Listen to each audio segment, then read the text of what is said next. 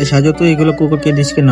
আমি রান্না করতে পারি না, তাই কুকুরকে দিয়ে দিতেছি। তো কি আছে, তুই রান্না করতে পারিস না? তুই আমাকে তো বলবি আমি রান্না করতে পারি, আমি তোকে রান্না করে দিতেছি। আয় আমার সাথে।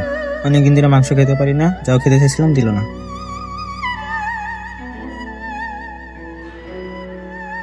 ভাই তুই এগুলা কি করতেছিস এখানে? আমি এগুলো ভালো করে পরে নিব, যাতে ভালো করে আমরা খেতে পারি। জানি না রাজু ভাই কি করতেছে, যাই হোক আমাকে তো রান্না করে দিবি, আমি ভালো করে খাবো। রান্না করার জন্য যা কিছু লাগে আমি ভালো করে কেটে নেই, পেঁয়াজ, রসুন, কাঁচামরিচ কুচি কুচি করে কেটে নিই। কি হলো রাজু ভাই, এখনো হয় নাই তোর? হবে হবে দাঁড়া, এত উত্তেজিত হইতেছিস কেন? হবে হবে দাঁড়া, এত পাগল হইতেছিস কেন? আগে তো রেডি করতে দি আমাকে। সবকিছু রান্না করার জন্য রেডি করে ফেলেছি, আয় এখন রান্না করে দিব।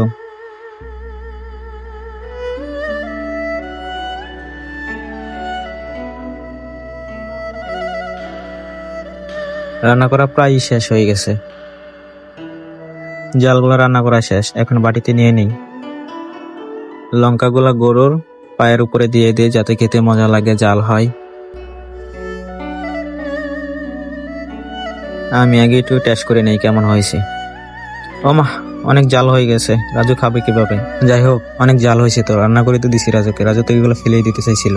এগুলো দেখে তো অনেক স্বাদ মনে হচ্ছে, খেয়ে দেখি নেই খাওয়ার আগে। যদি তোমার মাকে ভালোবাসে থাকো তাহলে একটা লাইক করে যাও, আর যদি তোমার বাবাকে ভালোবাসে থাকো তাহলে একটা কমেন্ট করে যাও, আর যদি দুজনকে ভালোবাসে থাকো তাহলে সাবস্ক্রাইব করে যাও।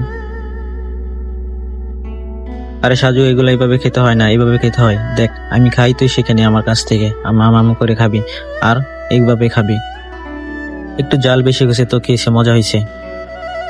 হ্যাঁ ভাই, জাল হয়েছে তো, খেয়েছে অনেক মজা লাগতেছে।